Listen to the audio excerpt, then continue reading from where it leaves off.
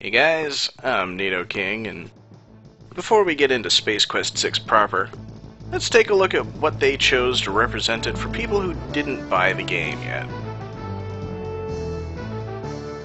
At least they've got a neat rendition of the theme, but I don't think calling that 800 number is going to get you very far anymore.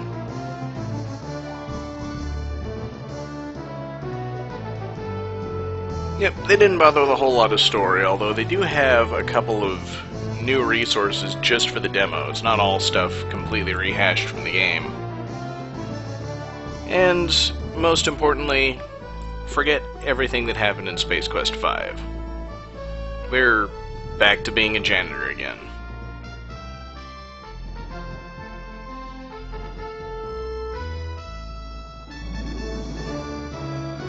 And I wouldn't worry too much about reading this story because you're about to see exactly the same thing happen.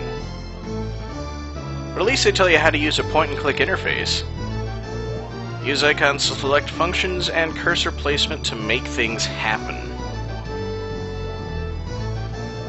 Yeah, if I had to describe a point-and-click interface, it's exactly how I wouldn't do it. And they don't even let the theme finish.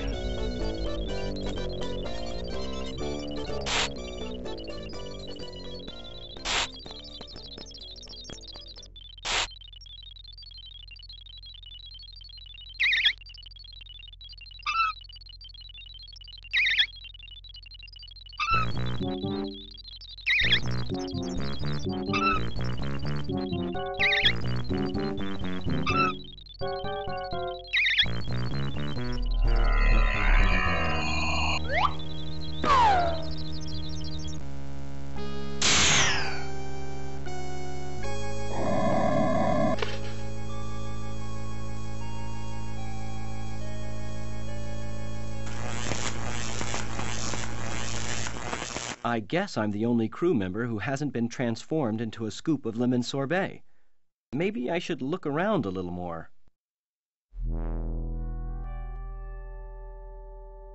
And here we are in the game proper. So, first thing we probably ought to do is pop from the control panel and turn down the music a bit. Yeah, that's much better. And I'll go ahead and crank up the speed. And then let's save it.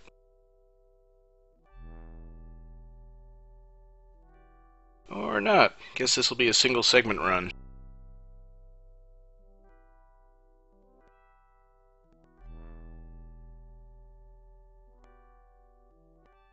Well, maybe we can just find out more about the game.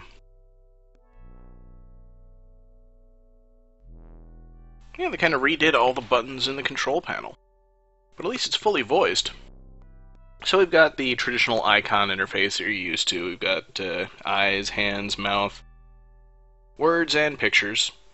They have a couple functions, but the eyes mainly look. This Tiberian skimmer may look intimidating, but it's seriously underpowered. And that clear steel compound cockpit is particularly vulnerable to meteorites, baryon radiation, and large insects. And Gary Owens is the narrator again. You're back in your comfy, reassuring janitorial duds. You pinch yourself to make sure this isn't all a bad dream. You run your hand enviously along the wide, bulbous lines of the gateway. Nice nacelles. Alright, that was a little fast. Let's slow it down so we can actually see what Roger is doing. It feels slightly gritty. You suppress an urge to dust it. Yeah, it's better. And there's one other cursor, the mouth cursor, which is normally for talking, but has a couple other functions. I hope I never get so far gone that I end up talking to myself like this. Arg, matey! You do your best imitation of one of the pirates of Pestulon, but it falls on deaf ears. Ahoy, matey! Anyone aboard? That's some cherry flange you've got there. I like it. No, really. Hello? Okay, fine. Be that way. I think that's where most of the humor comes from. But most of these ships are references to stuff, but there's only one I recognize. This refueling pillar signifies parking section F8. Instead of F8, this post used to have a picture of a large cartoon mouse, but Starcon removed it after being threatened with legal action by the same company that lost its shirt on Andromeda Disney, the first amusement park on Andromeda.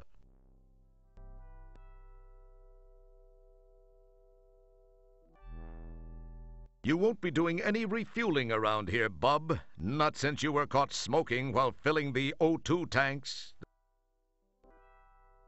It doesn't have time to support the ship and you at the same time. It's a tall, solidly built, sturdy support that simply stands there 24 hours a day and unflinchingly does its part to maintain the integrity of the ship. So what would you have in common to talk about? Hey, support tower F9. Anyway, like I was saying, there's only one of these ships that I recognize, and that's this one.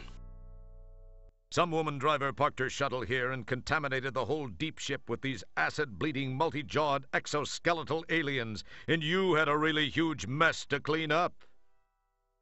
Just for that, Kielbasa refused to validate her parking slip.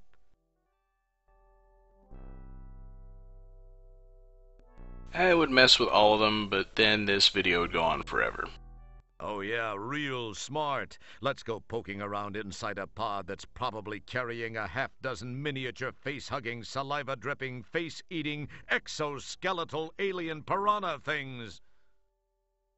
And while we're at it, let's split up so that we're all alone and defenseless, okay?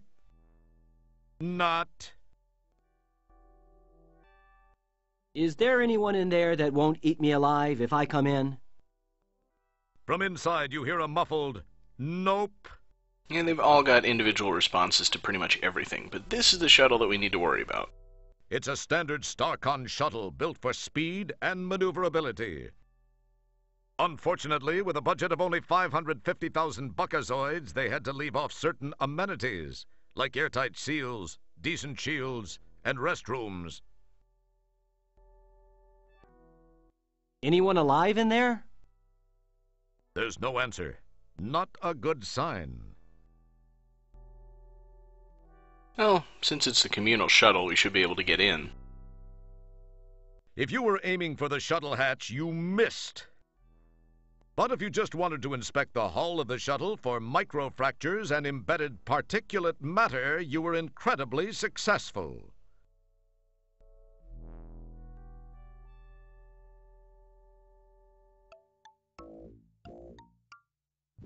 This shuttle, of course, plays a part in the real game as well, and there's a lot of interesting stuff. Mostly this tank up here.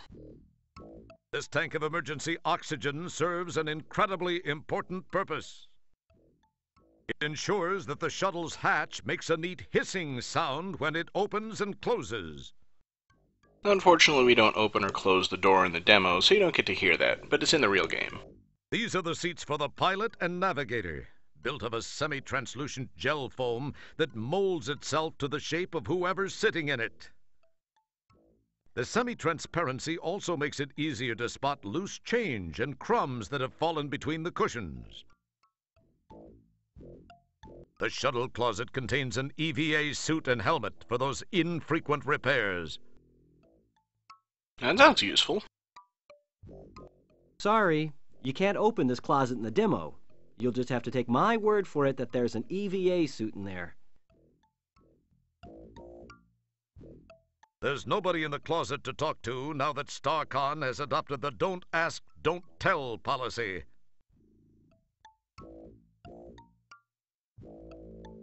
Do you promise to be more interesting in the real game? Okay, I'm taking your silence to be a yes. And it will be. It ordinarily contains the subspace transmission relays and tachyon emitters. It's empty right now. Alright, well, let's just fly this ship out of here then. We won't be sitting in these seats. At least, not in the demo. Yeah, well, there's only one thing in this shuttle that's actually useful in the demo, and that's this tiny glove compartment right here. There's some stuff we can use. There's a roll of duct tape in here. You can never have too much of that. All right, a pair of lightweight octaminium pliers. I'll just be taking these. After I try talking to them. It's self-adhesive. I don't really need to lick it. Hello. I guess these pliers are non-repliers. A janitor never runs out of uses for duct tape. I'll just help myself to this roll. Surely no one will miss these pliers, since everyone around here is busy being lemon sorbet. You won't need any monolith burger wrappers or empty cups. The shipwide recycling program was disposed of. Don't be a garbage mouth. And we can also look in our pockets where our inventory is stored and do stuff with the items there. That's my roll of duct tape. This pair of Starcon pliers cost 545 buckazoids. It feels thick and sticky enough to seal leaks, insulate against electricity. It doesn't really do that in real life. That's just a hint for the game. I guess they do ply properly. It's always a good idea to make sure your equipment works. That's what she said. Anyway, we're done in here. Now we need to get out of the parking lot, and the way to do that is that tiny thing on the back wall there. There are composts like these scattered throughout the shuttle bay, so you never have to walk too far from where you parked. In order to avoid confusion, the compost only responds to tactile input. And this is pretty much your main way of moving around the ship, both in the demo and the real game. You can see intra-ship transport there, but there's other stuff you can do. No communications, and I don't think that works in the real game either. And there's the cyber functions. Can't get to cyberspace from here, even though they've got the cyberjack up in the corner there. I always kind of wondered about that. You display your standard blank stare, but it is unimpressed. You display your... I was kind of hoping I could look at anything here. Anyway, the database is where the important information is. We'll skip the entity database for now. Read up on hollow joints. And I'm not going to waste your time by sitting here for long enough for you to read everything. If you want to read these screens, just go ahead and pause. But it goes into this whole spiel about how the hollow joint creates things that you can't take out of the room. But in the real game, where you go into the hollow joint, you can't make anything anyway, so it really doesn't matter. And the food replicator, which only works in the demo.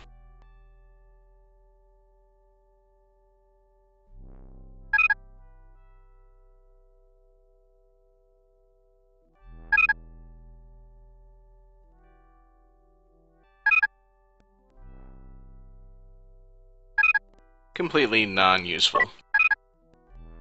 And then the science database doesn't have a lot in it. There's current medical issues, which is just a paid advertisement. Again, pause if you want to read any of these particular screens. Although here's an interesting one. It mentions balloon angioplasty, which is a hint for the real game. And it also mentions lithotripsy, which is not particularly a hint for the real game.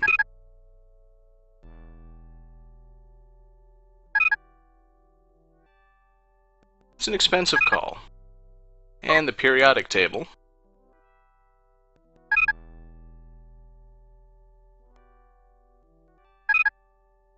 Here's a copy of the periodic table of the real game, which is important. Then there's the entity database, which is the source of a ton of great humor. DNA sequencing. You do that in the real game, but you don't have to do it in the demo. And then the known races. The demo actually contains the entire database from the full game. And you can read up on a bunch of different species that have appeared earlier in the game. The big dealers, I believe this is the species of the, I don't know whether it was Tiny, if Tiny's used spaceships, or the guy that ran Droids Be Us, but anyway, the one that you need to read for the demo is the Bjorn. Because as you can see, they're the half-humanoid, half-kitchen appliance creatures that we saw in the opening story. And a parody of the Borg from Star Trek, obviously, although they travel in an Asherian cube.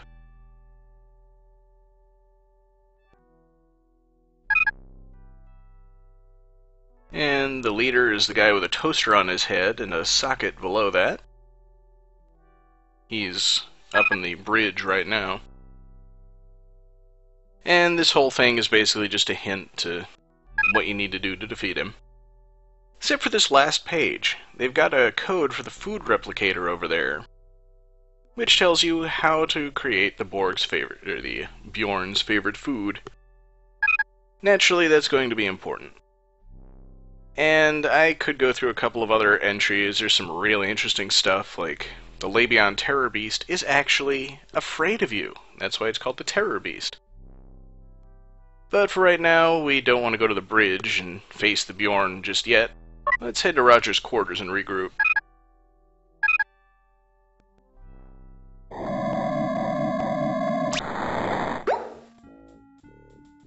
And this place is full of references to earlier Space Quest games.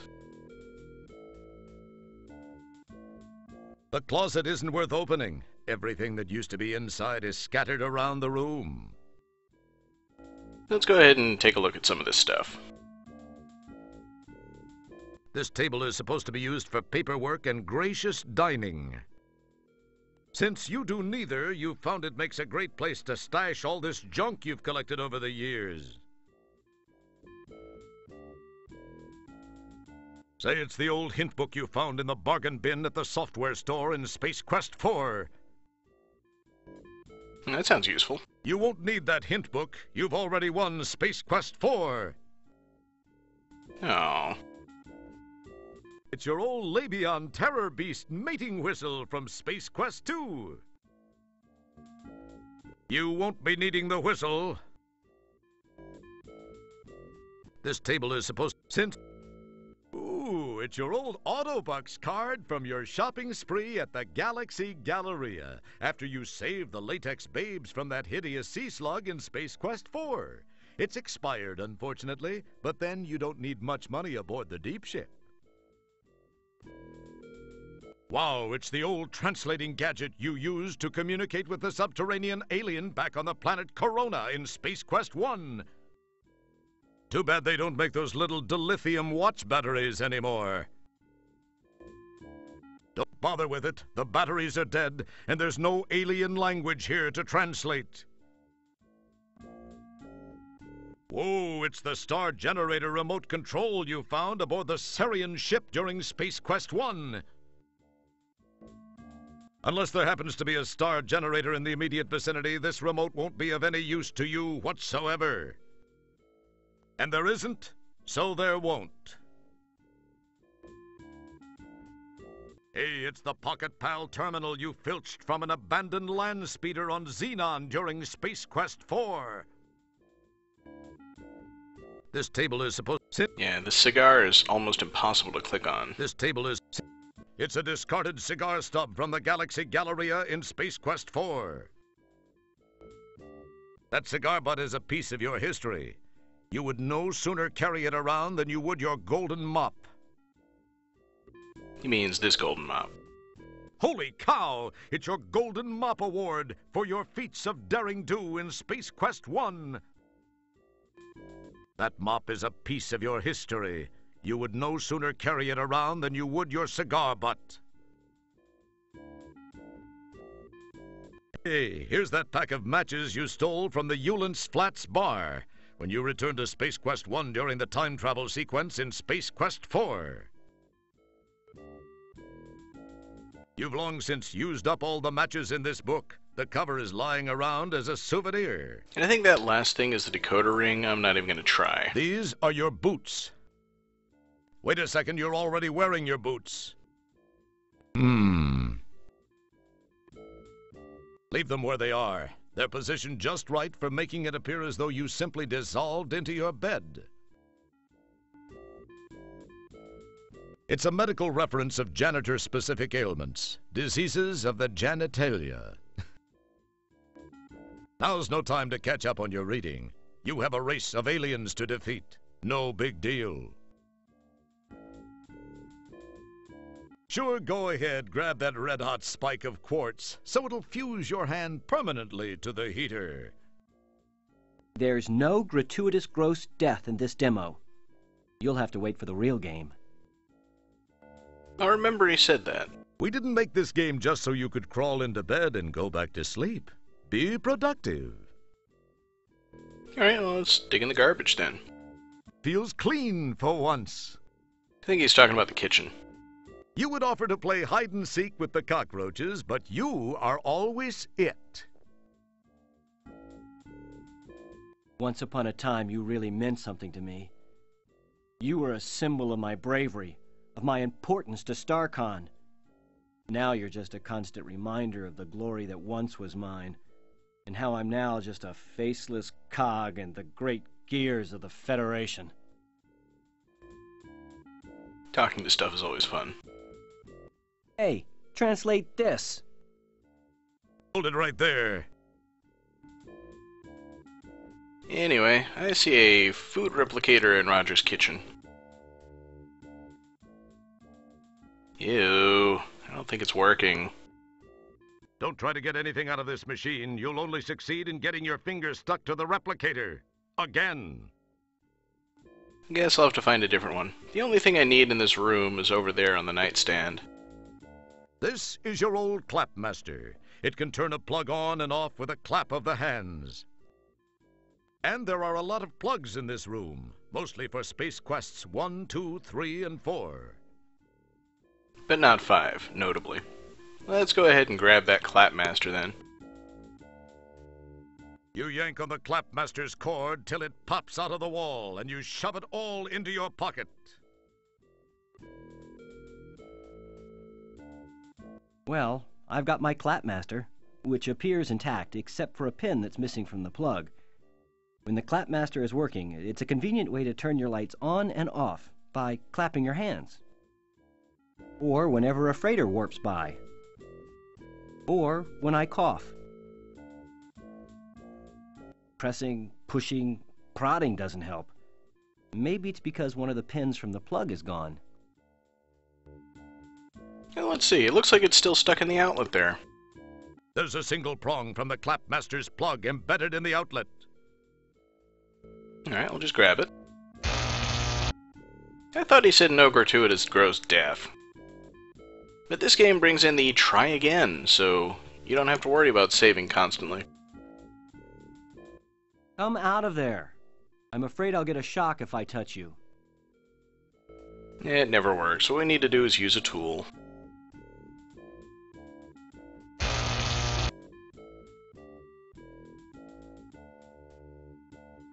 I didn't even let my digits probe in that. I used pliers, but we need to insulate it. I think I'll try imitating some of the smarter maintenance engineers I've observed through the years and wrap the duct tape around the pliers' handles. I repeat, don't try this at home. It doesn't work. I think wrapping the aluminum pliers with duct tape makes them relatively safe for handling live electrical components. It doesn't. Yep, even with the tape wrapped around the pliers' handles, they still ply properly. But we can use it in the game to get the pin.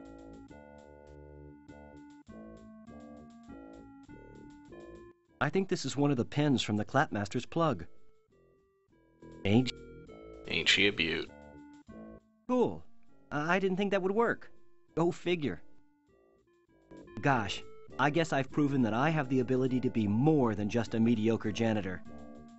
I could also be a mediocre electrician. I think I have it fixed. I guess pushing and prodding it isn't going to make it any better. I guess it's as repaired as it's going to get. Indeed, it works properly, but... It probably seemed like a good idea to you at one time. You glance in the mirror. For a moment, you can almost see a silk-clad brunette overacting in a stone tower. Mother! Mother, come quick! King's Quest VI reference. They make fun of a lot of King's Why Quest. don't you look into that facing thing? I have no idea what that was about.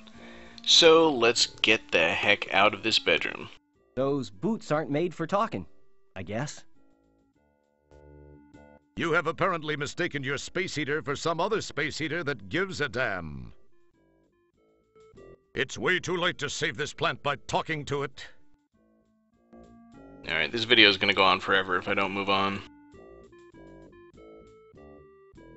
Yeah, we're going to need to go to the 8 rear, which I believe is a reference to the 10 front from one of the Star Trek series.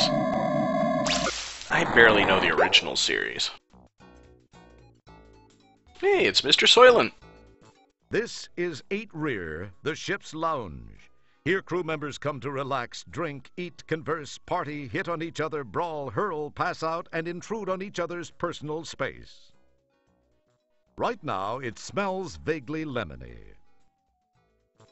I don't see any lemon This new sorbet. screen lets 8 rear patrons watch the subspace transmissions of Major League Hairball games, Monday Night Bunyan Ball, and the occasional pay-per-view Orat fights. I'd better not mess with it. I'll be the one who has to clean it later anyway, so I may as well save myself some work. You lick a little dust off the screen. Tangy. Like I said, sometimes the mouth is used for stuff other than talking, which is the most interesting part, I A think. peaceful panorama of light, color, and limitless black space drifts quietly by the window, the infinite flow and ebb of matter and energy dancing around itself in a never-ending light show of creation. I want to see something blow up.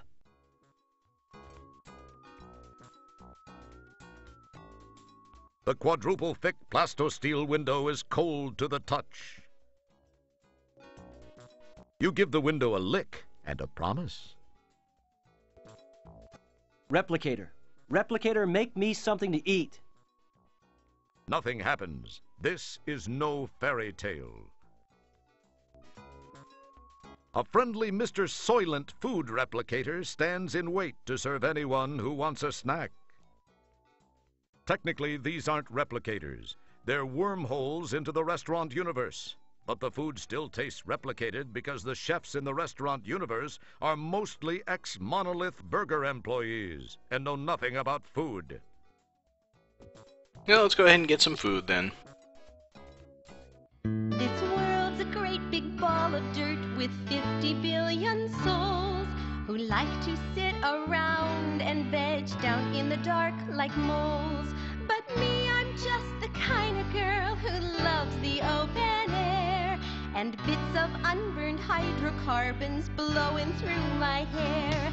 New Soylent Clear at last it's here with clearly better taste. Less people too, like me and you, and less reprocessed waste. More hearty crunch for snacks or lunch, it's crystal clear to see. New Soylent Clear, the last frontier for folks like you and me. New Soylent Clear, clearly less people, clearly more taste. I just want it known I didn't do anything to the audio there. That's the actual game audio. I love it.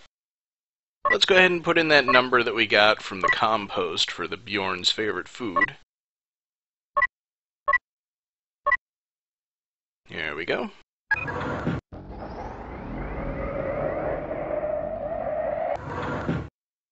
Ew. A jiggling, fragrant, lumpy mass of Bjorn Chow. There's nothing else like it in the universe. Thank goodness. Are you trying to talk to that mess? No, I was trying to eat it. You can't look at it while I'm still here. You leave a greasy smudge on the screen. One of these days, you'll have to wash out that little screen cleaner pad you've been using for the past few months. It feels slightly gritty. You suppress an urge to dust it. Excellent guess, Kreskin. Wrong, but excellent. It probably seemed like a good idea to you at one time. Let's take a look at this Bjorn Chow. freshly replicated Bjorn chow, chock full of nuts and bolts, and I thought my eating habits were bad. I guess there's nothing useful in there. I guess that's no surprise. That stuff is seriously gross. But who cares? It's the Bjorn who's got to like it, and we now have everything we need to deal with him. We've got a way to turn him off, and we've got a way to distract him. So let's head to the bridge. And poke around a little bit, since you don't get much chance to do this in the real game. This appears to be the head Bjorn. He's either draining energy from the pattern buffers or absorbing all the information stored in the computer by bombarding it with nucleonic radiation. I hate it when that happens. There's a curious socket of some sort just below the toaster mounted on his head. That's Commander Kielbasa's command center. No, wait. It's his scratching post. No, it's his command center. Scratching post. Wait, kids, don't fight. It's both. Feels plush and comfy.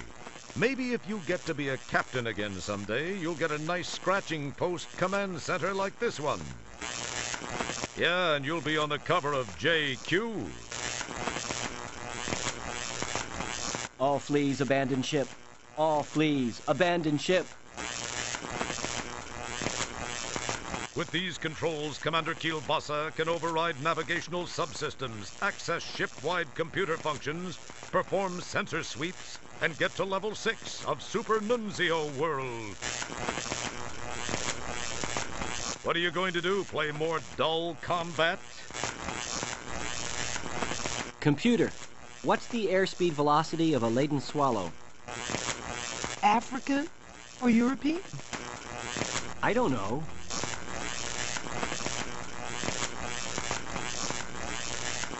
It's Commander Kielbasa.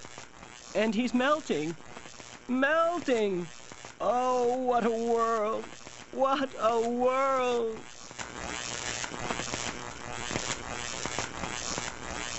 I guess I shouldn't pick up the scoop of Commander Sorbet. He'll only melt faster.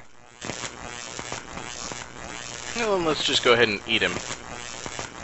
Just so you know, I think you make a lousy commander. You're impatient, gruff, rude, crude, and barely housebroken. I like you much better as Sorbet. This way, you're pleasant and lemony, with no aftertaste and just a hint of mint. I hope you don't remember any of what I said when and if I rescue you. Yeah, one more thing I definitely have to look at.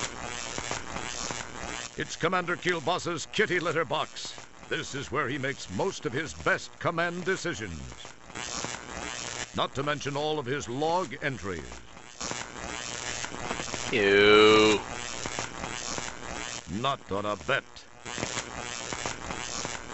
Attention, letterbox. This is Roger Wilco. Do you read me? Yeah, you can look at a lot more of the command stations and mess with stuff. The main view screen is filled with stars and distant galaxies, representing untold scores of civilizations and a vast amount of untapped knowledge that could reshape the way we think of time and space. But more importantly, you're proud to notice that your new squeegee didn't leave any streaks. Well, let's get down to business here. We'll plug the Bjorn into this thing. Excellent guess, Kreskin. Wrong, but excellent. Or not. I guess we gotta plug it into the outlet here. Somebody provided a power socket here. How thoughtful. How convenient. My highly developed instincts for self-preservation prevent me from foolishly sticking my fingers in the socket. What are you trying to do, kill me? Yeah? I hate you. You're just a dumb socket. Oh, that's a good outlet for my emotions. With these controls, Commander Kielbasa can adjust the elevation, tilt, rotation, and firmness level of his command center. And if you put in a quarter, it'll massage 320 different acupressure points. Yeah, you rearrange the commander's chair and he'll rearrange you. Rotate 60 degrees. Tilt forward 22 degrees. Hard to starboard. Evasive maneuvers. Apparently the command center only responds to Kilboss's commands. Yeah, who cares? We just need to plug this thing in. And then plug it into the Bjorn. Clapping at the plugged-in Clapmaster doesn't seem to help. Perhaps I've got to plug the other end into something first. He's too far for the cord to reach, so we need to get him over here.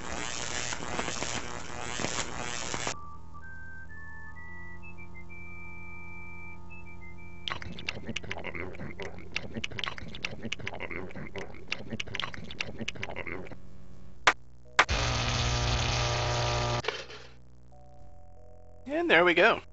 The Bjorn in his death throes has disgorged toast. Mucho grosso. Yes! I've successfully turned off the Bjorn by plugging him into... Well, you obviously know how I did it. He's beyond hearing, or eating, or even assimilating. I don't like dry toast. Now, if I could only find one of those yummy Soylent bran muffins... Guess I won't need the toast. It has no power here. All right. It's his super cool lemon sorbet bioconverter belt. Got to try that on. You don't need to wear it. You just need to use it. Oh, yeah. All right, I got his belt. I hope this guy, or whatever it is, isn't going to be too ticked off at me for taking it. I'll just give this lemon sorbet bioconverter button on the Bjorn belt a push and see what happens. All right, the belt begins to thrum with electronic life. I've saved all my fellow crew members from cleansing the palates of the Bjorn. I wonder what incredible adventures lie in store for me and the crew of the Deep Ship 86 and Space Quest 6. Well, we'll be finding that out in the next video where I start playing Space Quest 6 for real. Stay tuned, and I'll see you guys then. It will be awesome. We're back to being a janitor again.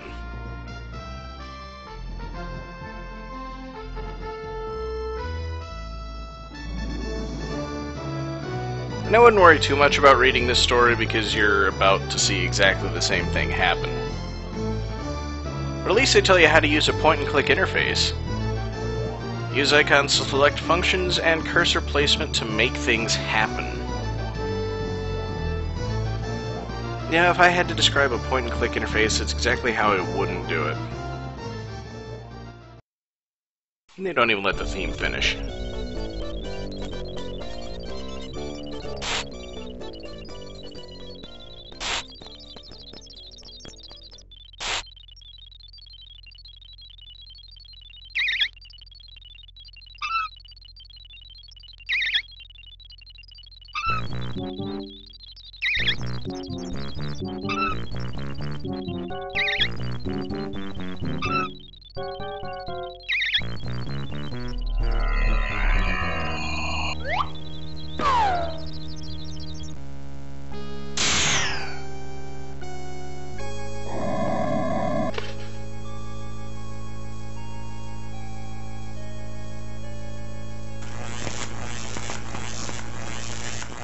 I guess I'm the only crew member who hasn't been transformed into a...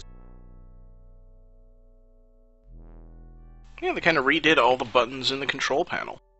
But at least it's fully voiced. So we've got the traditional icon interface that you're used to. We've got eyes, hands, mouth, words, and pictures. They have a couple functions, but the eyes mainly look. This Tiberian skimmer may look intimidating, but it's seriously underpowered. And that clear steel compound cockpit is particularly vulnerable to meteorites, baryon radiation, and large insects. And Gary Owens is the narrator again. You're back in your comfy, reassuring janitorial duds. Hey guys, I'm Nito King, and before we get into Space Quest 6 proper, let's take a look at what they chose to represent it for people who didn't buy the game yet. At least they've got a neat rendition of the theme, but I don't think calling that 800 number is going to get you very far anymore.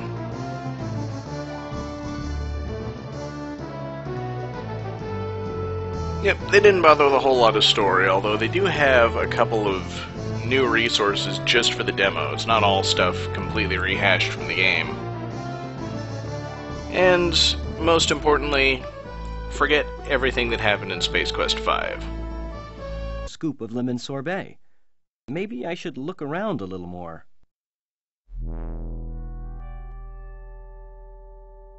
And here we are in the game proper. So, first thing we probably ought to do is pop into the control panel and turn down the music a bit. Yeah, that's much better. And I'll go ahead and crank up the speed. And then let's save it.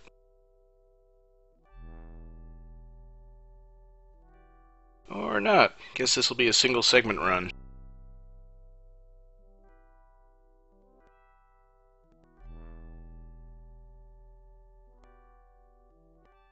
Well, maybe we can just find out more about the game.